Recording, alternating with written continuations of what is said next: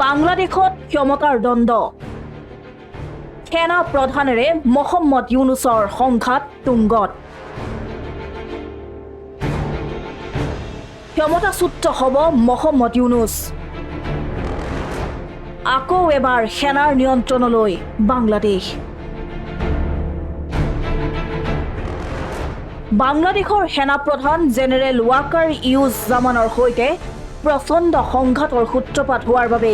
পদত্যাগ কৰিবলৈ সাজু হৈছে বাংলাদেশৰ অন্তৰ্বৰ্তীকালীন চৰকাৰৰ মুৰব্বী মহম্মদ ইউনুছ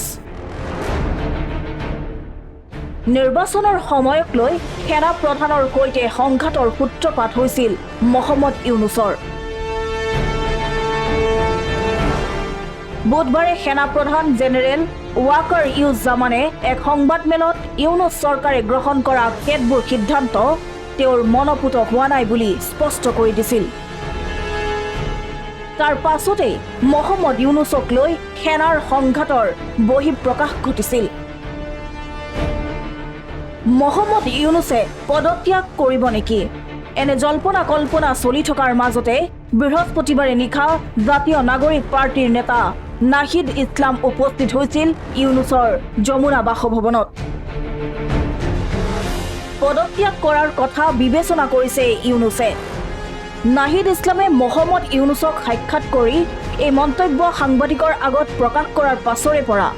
পুনৰ বাংলাদেশত ৰাজনৈতিক সংকটত পৰাৰ আশংকাই দেখা দিছে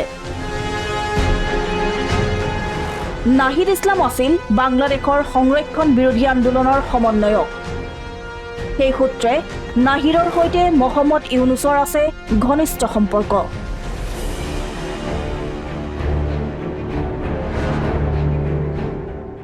সংৰক্ষণ বিৰোধী আন্দোলনৰ ছাত্ৰ নেতাসকলৰ প্ৰস্তাৱৰ ভিত্তিতে মহম্মদ ইউনুছ বাংলাদেশৰ অন্তৰ্বৰ্তীকালীন চৰকাৰৰ নেতৃত্ব গ্ৰহণ কৰিছিল নাহিদৰ মতে সাম্প্ৰতিক বাংলাদেশৰ পৰিস্থিতিক লৈ হতাশ হৈছে মহম্মদ ইউনুছ এই পৰিস্থিতিত কাম কৰাটো সম্ভৱ নহয় বুলি স্পষ্ট কৰি দিছে ইউনুছে ৰাজনৈতিক দলসমূহে ঐক্যবদ্ধ এজেণ্ডা তৈয়াৰ কৰিব নোৱাৰাৰ বাবে কাম কৰিবলৈ সমৰ্থ হোৱা নাই বুলি প্ৰকাশ কৰিছে মহম্মদ ইউনুছে তাৎপৰ্যপূৰ্ণভাৱে নাহিদে এই বুলিও প্ৰকাশ কৰে যে যদি কাম কৰাৰ পৰিৱেশে নাই তেনে পৰিস্থিতিত ক্ষমতাত থকাৰ কোনো অৰ্থ নাই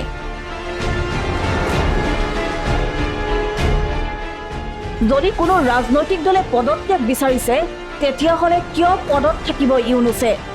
এনে পৰিস্থিতিত অন্তৰ্বৰ্তীকালীন চৰকাৰৰ মুৰব্বীজনে ৰাজনৈতিক দলৰ আস্থা কেনেকৈ লাভ কৰিব বুলি প্ৰশ্ন নাহিদৰ এতিয়া প্ৰশ্ন উঠিছে ইউনুছে পদত্যাগ কৰিলে কি হ'ব বাংলাদেশৰ ইউনুছে বাংলাদেশৰ এখন নতুন অন্তৰ্বৰ্তীকালীন চৰকাৰ গঠনৰ প্ৰস্তাৱ দিব পাৰে মহম্মদ ইউনুছে তেওঁ সন্মুখীন হোৱা অসুবিধাসমূহৰ সবিশেষ জনাই দেশবাসীক উদ্দেশ্যে ভাষণ দিবলৈও ওলাইছিল বুলি প্ৰকাশ ভাষণৰ খচৰাও প্ৰস্তুত কৰিছিল ইউনুছে কিন্তু অন্তিম মুহূৰ্তত দেশবাসীক সম্বোধন কৰাৰ পৰা বিৰত থাকে মহম্মদ ইউনুছ ইয়াৰ পূৰ্বে বৃহস্পতিবাৰে দিনৰ ভাগত ঢাকাত অনুষ্ঠিত হৈছিল অন্তৰ্বৰ্তীকালীন চৰকাৰৰ নিয়মীয়া বৈঠক এই বৈঠকতে উপদেষ্টা মণ্ডলীৰ সৈতে বিশদ আলোচনাত মিলিত হয় ইউনুছ এই বৈঠকতো পদত্যাগৰ ইচ্ছা প্ৰকাশ কৰিছিল ইউনুছে বাংলাদেশত প্ৰতিনিয়ত আন্দোলন পথ অৱৰোধ বিক্ষোভক লৈ হতাশ মহম্মদ ইউনুছ ইয়াৰ মাজত অচিৰেই নিৰ্বাচন অনুষ্ঠিত কৰাৰ দাবী বিৰোধী বিএনপিয়েও ঢাকাত এক বিশাল ৰেলীৰ আয়োজন কৰিছে এই ৰেলীৰ পাছতে পদত্যাগ কৰাৰ সম্ভাৱনা আছে মহম্মদ ইউনুছে বিএনপিৰ দৰে সেনায়ো ডিচেম্বৰৰ ভিতৰতে নিৰ্বাচন অনুষ্ঠিত কৰাৰ পোষকতা কৰিছে কিন্তু মহম্মদ ইউনুছে 2026 জুনতহে নিৰ্বাচন অনুষ্ঠিত কৰাৰ পক্ষত মত দিছে ইয়াকে লৈ বিএনপি সেনাৰে মহম্মদ ইউনুছৰ সংঘাত এতিয়া তুংগত উঠিছে ইণ্টাৰনেশ্যনেল ডেস্ক প্ৰথম খবৰ